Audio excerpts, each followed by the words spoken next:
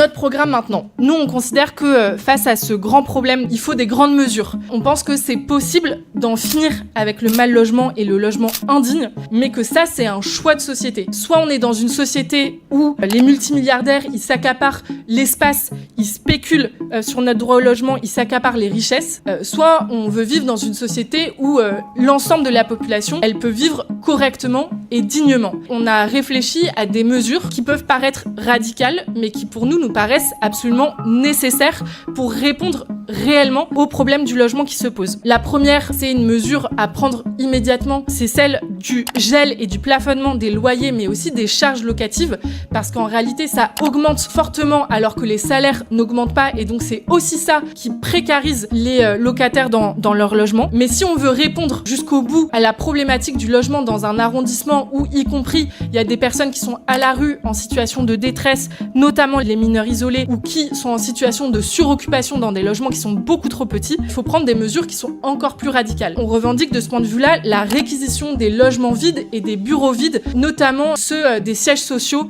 des grandes banques et des grandes assurances dans le 13e arrondissement. Paris a 300 000 logements vides qui sont des appartements sur lesquels spéculent des ultra-riches, des immeubles sur lesquels la mairie veut faire une plus-value en les revendant. Mais on a aussi dans ces 745 000 m² qui ont été offerts au patronat dans le 13e arrondissement, énormément de bureaux vides qui pourraient participer à reloger décemment toute une partie de la population qui en a vraiment besoin.